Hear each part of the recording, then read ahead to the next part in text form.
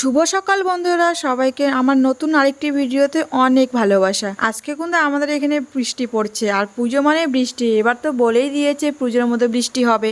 অবশ্যই তোমরা নিশ্চয়ই শুনতে পারবে বৃষ্টির ঝিরিঝিরি শব্দ। বাসি কাজ সম্পূর্ণ কাজই আমার শেষ, আর শুধু কয়েকটা জামা কাপড় ধোয়ার বাকি আছে। আমি এখন ওয়েটিং লিস্টে আছি, মানে কল এখন ভর্তি আছে। কলে পরে যাওয়ার কোনো অপশনে নেই, আর ব্রাশ করছি। এই দুটো জামা কাপড় ধুয়ে আমি স্নান করব। তারপরে দেখো এক বালতি জামা কাপড় নিয়ে এসেছে। এই জামা কাপড়গুলো আবার ভিজিয়ে রাখবো, কালকে সকাল সকাল ধুয়ে দিব। আর টাইম কলের মধ্যে দেখো এত টিপ টিপ করে জল পড়ছে, মনে হয় সারাদিনে ড্রাম ভর্তি হবে না। যাই হোক, অনেক যুদ্ধর পর চলে আসলাম স্নান করে ঘরে। এখন একবারে চাল ধুয়ে দিয়েছি, ভাতটা বসিয়ে দিব। তোমাদের দাদাভাই যেহেতু গাড়ি নিয়ে যাবে, তো সকালবেলা আগে স্নান করার পর একটা কথাই মনে পড়ে, ভাতটা যদি রেডি থাকে একটা যে কোনো আলু শুদ্ধ বা যে কোনো একটা করলেই খেয়ে যেতে পারে, বেরোতে পারে। আর বাড়ির ছেলেরা যদি না খেয়ে বেরোয় না, একদমই ভালো লাগে না। মনে হয় যে খেয়ে দিয়ে বেরোক ওরা, তাহলে মনটা শান্তি লাগে। আগের যেটা বর খেয়ে যাবে ওইটা আগে ভাবছি, এখনও সিঁদুরটা পর্যন্ত পড়িনি। সকালের সময়টা এরকমই হয়ে খুব ব্যস্ততার মধ্যে কাটে। ওখানে দেখে দেখো দেখো, ভয় পেয়ে গেছি আমি।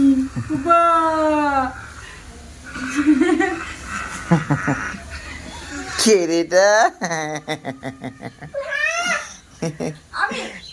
আমি ভয় পেয়ে গেছি তো। হ্যাঁ, এটা তুমি?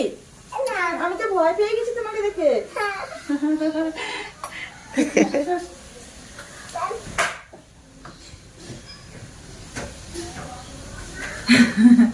স্নান করে আসলাম, এসেই দেখি তোমাদের দাদাভাই আগে ক্যামেরা নিয়ে, মানে ক্যামেরাটা অন করে হাজির। মানে কত সুমতি হয়েছে।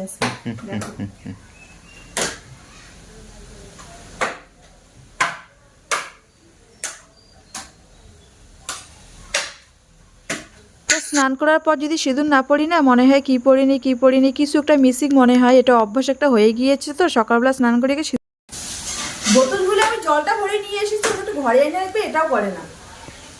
ওটা করলে এত কথা তুমি বলতে? বেলা করে তোমরা ওঠো, তারপরে হচ্ছে বিছানা পরিষ্কার করার দায়িত্ব হচ্ছে আমার।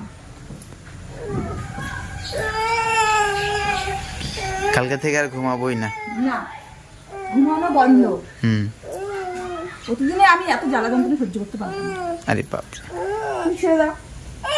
ভাত বসিয়ে দিয়ে সিঁদুর পরে এখন চলে আসলাম বিছনা পরিষ্কার করতে। তো ওই যে আমার বর তো বেলা করে ওঠে, আর ওঠার কারণে আমার সকাল সকাল বিছনাটা গোছানো হয় না। ওরা ওঠে, তারপরে কি করি আমি আস্তে ধীরে বিছনাটা পরিষ্কার করি।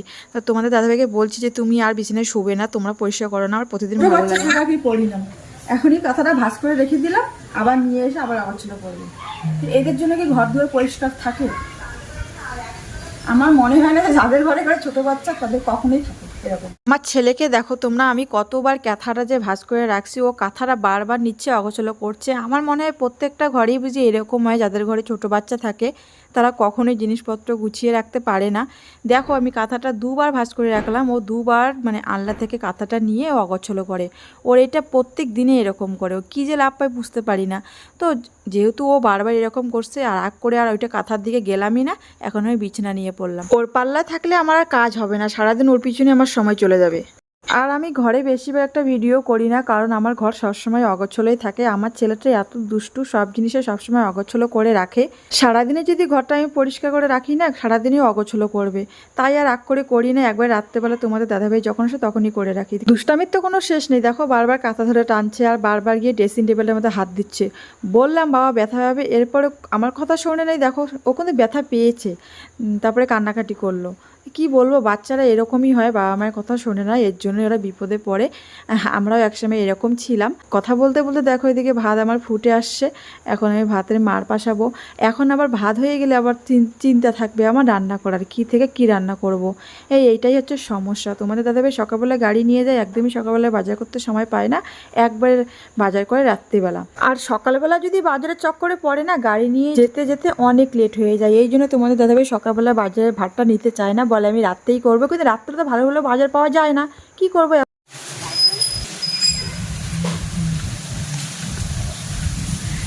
কত বড় একটা ঝুড়ি নিয়ে আসছে, কিন্তু কিছুই নাই। কাটারি আনো নাই? কাটারি এনে কি করবো? ওই যে ওখানে এসে কি কাম করে আসি বাবা, চলে আসো। অনেক কয়দিন থেকে একটু কচুর পাতা খাই না, আর আমার কিন্তু কচুর পাতাটা খুবই পছন্দ, মানে কচু শাক বলতে আমি খুব পছন্দ করি। তো ভাবলাম ঘরে তো অনেক কিছু আছে, আলু আছে, ডিম আছে, সোয়াবিন আছে, আর খেতে ভালো লাগছে না। তো বরমশাই বলছে তুমি এখন দুপুরবেলা কোনো কিছু একটা রান্না করো, আর রাত্রেবেলা আমি এখন বাজার নিয়ে আসবো। তাই বললাম কী রান্না করি, এমন কিছু রান্না করব যেটা আমি যে ভাতটা খেতে পারবো। তাই আর বেশি দেরি না করে গেলাম একটু বাগানের দিকে, গিয়ে ভাবি যে না একটু কচু পাতা তুলে নিয়ে আসি। কচু পাতা তুলে নিয়ে আসলে আমিও খেতে পারবো, আমার বরমশাও খেতে পারবে, কারণ বড় কিন্তু শাকসবজি খেতে খুবই ভালোবাসে। তো কচুর পাতা তুলে তো নিয়ে আসলাম, এখন আবার ভাবতেছি পুষ্কুসোনা কী খাবে, তাই পুষ্কুসোনার জন্য দেখো ওইদিকে বানিয়ে ফেললাম বড়া। আমার ছেলে না বড়া খেতে খুবই ভালোবাসে, বড়া ডাল দিয়ে হলে ওর খাওয়ার শান্তি হয়। তো বললাম আজকে পুষ্কুসোনাকে মুসুর ডালে বড়া বানিয়ে দিই, ডাল রান্না আছে, আমি আলুর তরকারি রান্না করছি শুটকি মাছ দিয়ে, তারপরে হচ্ছে কচুর পাতা করেছি। দেখো এত কিছু রান্না করেছি, 4-5টা তরকারি আমি রান্নাই করেছি। মাছ মাংস না হয়তো কী হয় বলো তো, এগুলো দিয়ে খাওয়ার তৃপ্তি হয়। তারপরে দেখো রান্নাবান্না করে এখনও কিন্তু খাই। তো বর তো খেয়ে দিয়ে বেরিয়েছে, শুধু আমি আর পুষ্কুসোনাই খাইনি। পুষ্কুসোনা তো খেলা নিয়ে ব্যস্ত, ওকে যদি এখন খাওয়ার কথা বলি ও তো খাওয়ার দিকে মন দিবে না। আর যাই হোক, তো আমি হলাম যেহেতু পুষ্কুসোনা খেলার দিকে আছে, আমি চটপট কাজগুলো সেরে নেই। আর ছোটো বাচ্চা যদি থাকে না, মনে হয় যে সবগুলো কাজ কমপ্লিট করে একদম ঘরে থাকো বাচ্চাকে নিয়ে, তাহলে ঠিক থাকে। আর আমি পুষ্কুসোনাকে একাই কোথাও ছাড়ি না। তো স্নান করার পর নাইটিটা ছিল, নাইটিটা ধুয়ে দিলাম। এখন বন্ধুরা, এখনই তোমাদের দাদাভাই খেয়ে দিয়ে গেল, আর আমি এদিকে চটপট করে কাজগুলো সেরে নিচ্ছি, কারণ একদমই সময় নেই কথা বলার। পুষ্কুসোনাকে খাওয়াবো, আবার এখনই তো জামা কাপড়টা দেখো ধুয়ে মেলে দিলাম এখানে, আর আমিও খাইনি। তো আমার খাওয়া পরে পুষ্কুসোনাকে খাওয়াবো, তো পরে আবার দেখা যাচ্ছে, ঠিক আছে? তো টাটা।